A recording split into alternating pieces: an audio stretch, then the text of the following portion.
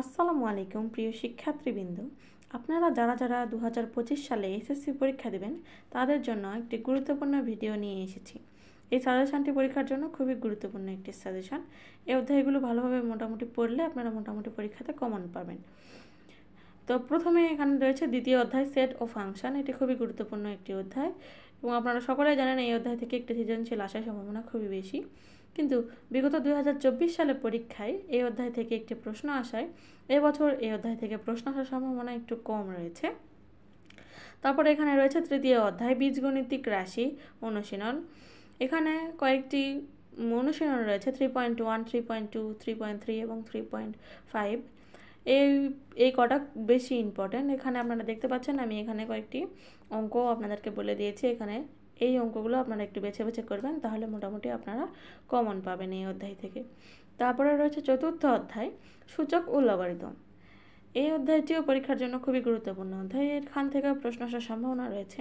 তো আপনারা বেছে বেছে এই অঙ্কগুলো করবেন, যে অঙ্কগুলো আমি এখানে লিখে দিয়েছি। যেমন অনুশীলন 4.1-এর 4 নাম্বার, 6 নাম্বার, 8 নাম্বার, 15 নাম্বার, এগুলা।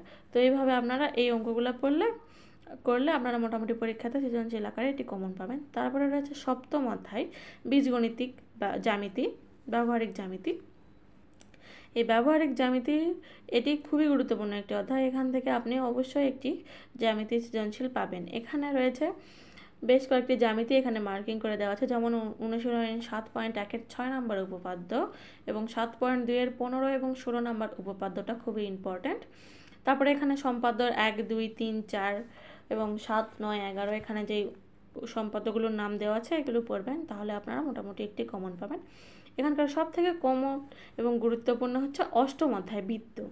এই অধ্যায় থেকে আপনারা একটা সৃজনশীল পাবেনই, তাই জন্য আমি আপনাদেরকে এখানে কয়েকটি উদাহরণ সহ অনুশীলনের কয়েকটি অঙ্ক দেখিয়ে দিয়েছি। এগুলো আপনারা করবেন, তাহলে আপনারা মোটামুটি এই অধ্যায় থেকে কমন পাবেন। তারপরে এখানে রয়েছে নবম অধ্যায় ত্রিকোণমিতিক অনুপাত অনুশীলন। এখানেও আমি বেশ কয়েকটি অঙ্ক দিয়ে দিয়েছি, দেখতেই পাচ্ছেন। অনুশীলনের 9.1 থেকে 5 নাম্বার, 7 নাম্বার, 17, 21 এবং উদাহরণের 10 এবং 11টি আপনারা করবেন, তাহলে আপনারা মোটামুটি পরীক্ষাতে কমন পাবেন। তারপরে এখানে রয়েছে ত্রয়োদশ অধ্যায় সসীম ধারা। এটিও খুবই গুরুত্বপূর্ণ একটি অধ্যায়। এখান থেকেও আপনারা একটি সৃজনশীল পাবেন। তার জন্য আমি আপনাদেরকে বলবো এখানে আমি যে অঙ্কগুলো দিয়েছি সেই অঙ্কগুলো একটু ভালোভাবে বাসায় অনুশীলন করে যাবেন। তারপরের অধ্যায়টি হচ্ছে ষোড়শ অধ্যায়, মানে পরিমিতি। আপনারা তো সকলেই জানেন যে পরিমিতি থেকে একটি প্রশ্ন আসবেই। তো এখানে পরিমিতিতে তো অনেকগুলো অঙ্ক রয়েছে, তার মধ্যে থেকে এখানে কিছু অঙ্ক মার্কিং করে দিয়েছি আমি, দেখতেই পাচ্ছেন। অনুশীলনী 16.1-এর 5 এবং 6 নম্বর অঙ্কটা আপনারা একটু করবেন এবং অনুশীলনী 16.2-এর 3, 5, 10, 13 এবং উদাহরণ 16 এগুলো আপনারা একটু ভালোভাবে করবেন, তাহলে এই ত্রিকোণমিতির থেকে বা পরিমিতির থেকে আপনারা একটি কমন পাবেন। তারপরে রয়েছে সপ্তদশ অধ্যায় বা পরিসংখ্যান। এটি তো পরীক্ষার জন্য খুবই গুরুত্বপূর্ণ একটি অধ্যায়। এই অধ্যায় থেকে আপনারা 100% প্রশ্ন কমন পাবেন। এখানে এই অধ্যায়ের একটু সুবিধা হচ্ছে এখানে অল্প কয়েকটি অঙ্ক পড়ে একটি সৃজনশীল পুরো লেখা সম্ভব। তো আপনারা এই অধ্যায়টিও ভালোভাবে পড়বেন, তাহলে আপনারা এটি কমন পেয়ে যাবেন। এখন কথা হচ্ছে এই অধ্যায়গুলো আপনারা যারা মোটামুটি ভালো একটা রেজাল্ট করতে চান, তার জন্য পড়ালেখা করছেন, তাদের জন্য এই সমস্ত অধ্যায়, সবগুলো অধ্যায় খুবই গুরুত্বপূর্ণ এবং আপনারা এই অধ্যায়গুলো সবগুলো গুরুত্বপূর্ণ সহকারে অনুশীলন করে গেলে মোটামুটি আপনারা সবগুলো সৃজনশীল কমন পাবেন।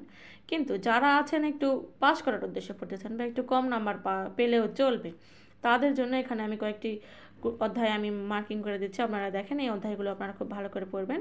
তো তাদের জন্য এখানে প্রথম যে অধ্যায়টি রয়েছে সেটি হচ্ছে তৃতীয় অধ্যায় এই বীজগণিতিক রাশি।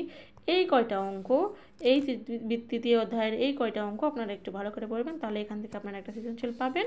এবং এখানে এই অষ্টম অধ্যায়ের যে বৃত্ত সংক্রান্ত যে জিনিসগুলো আছে এখান থেকে আপনারা একটা সৃজনশীল 100% কমন পাবেন।